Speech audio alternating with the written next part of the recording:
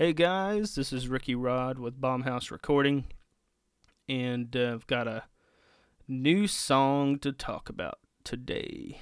And man, I've done a bunch of different styles of music over the past few weeks. I've started posting more things on YouTube, and I work on many different styles of music. It's one of my favorite things about what I get to do. I just don't concentrate on one style.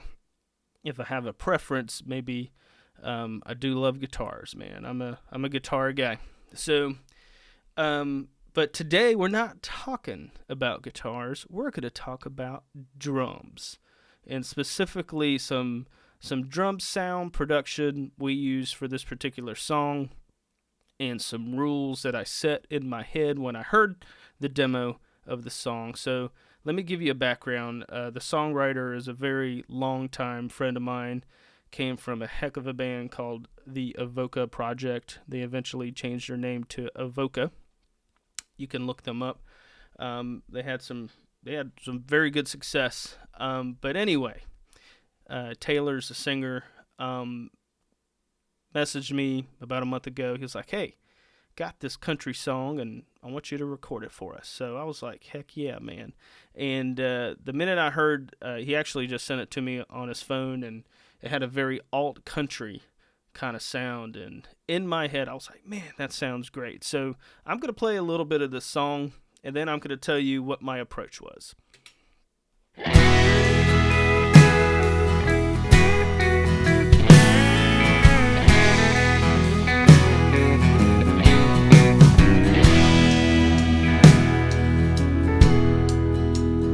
I've been working all night now. It's time to go home.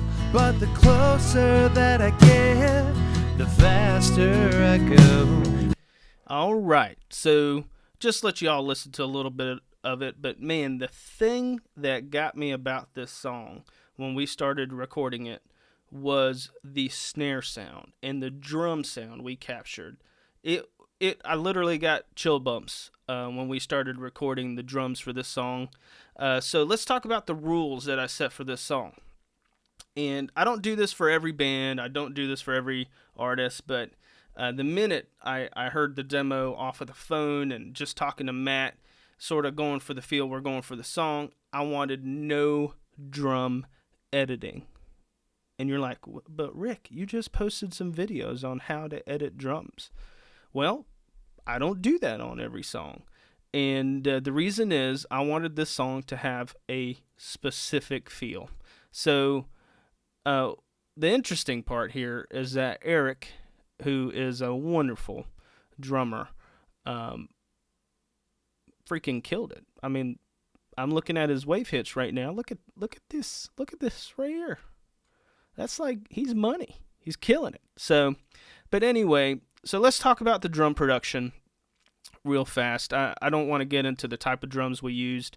I had to text him because I had to find out what his snare. He used a Gretsch Catalina snare, and that snare just sounded so good. So I'm going to solo the drums, and I'm going to solo, let me solo the effects here so you can hear them. Okay, so this is the drums. Here we go.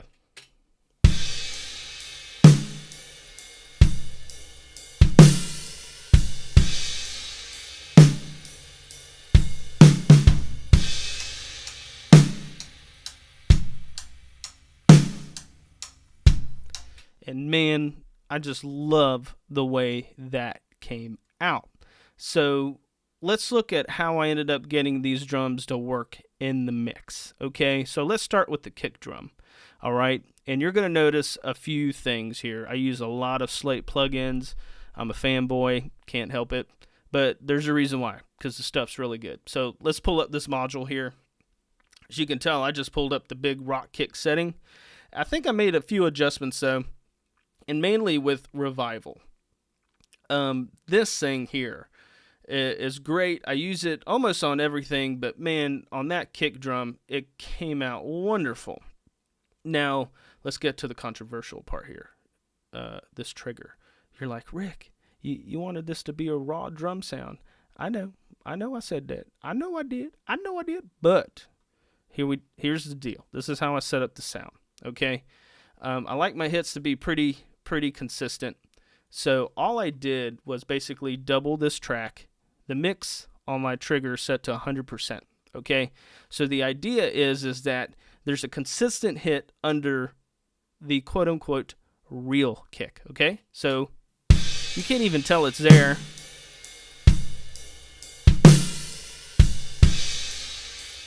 I just wanted this consistency. Notice how the hits are just dead on right here. But look how low it's in the mix compared to the real one, okay? And I just wanted it there to give me some consistency, even though Eric did a great job hitting the drums. And by the way, I think on that kick drum, it's a Rogers 64 kick drum, and I just put a D112 in there. I think the chain for that was a Vintech 500 series pre going into a distressor, okay? So let's talk about the snare drum. So good, right? And by itself, it sounded great by itself.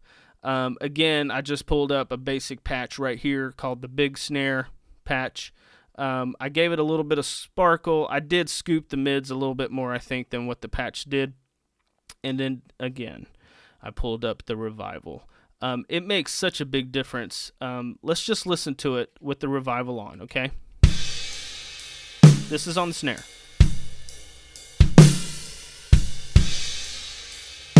Okay, now I'm going to take it off.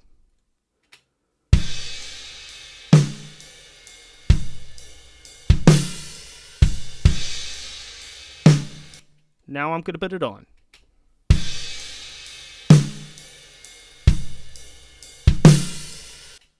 It's a subtle life bringer is what I would call that, okay? So, and again, on that snare, I think it was a Gretsch Catalina. We had a very loose head on it, and I just used a snare. I think it was a Shure 57 going into a API 500 series pre going into another distressor, okay? So, still, it's not over here with these drum sounds. So I set up 2 bus channels right here, okay? So I've got one bus for compression. Again, I just set up a preset here, all right? We can listen to it with it and without it. So here's with it.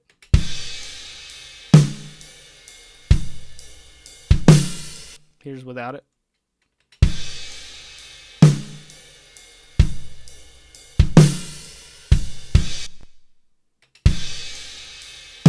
Just touching it a little bit. And then I've got a room here. I've got the Verb Suite Classics. And again, I just pull up some of his presets and adjust it here. I really like this one a lot. Again, I use a lot of these plugins. I find them easy, fun, and not great resource hogs. So anyway, so we're talking about the drums again. And again, we kept these very, very just real sounding. I'm going to go ahead and let you guys listen to this verse going into this chorus.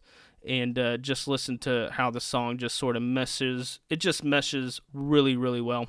So here's a verse going into the chorus. Try to throw him some lines like he's some kind of friend, but I can tell that won't work with that stash and no grin.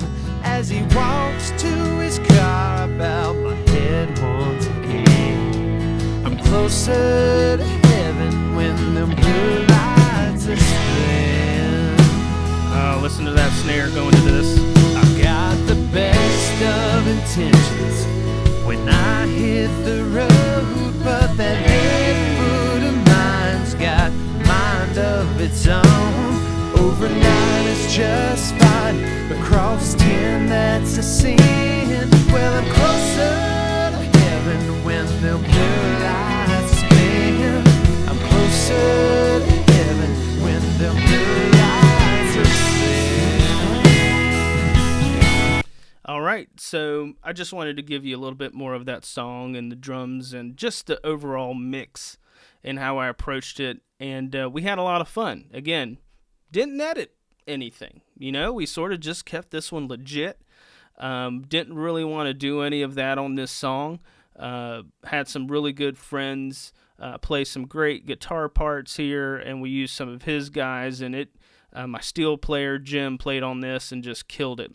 Again, I get to work on a lot of different styles of music, and I just found this song to be really fun to produce, and really the star of this song, I felt like was always the snare drum. Now, listen, the snare drum doesn't sell records, right? That vocal, that hook, those lyrics, but this snare sound on this mix just made me smile. It really did.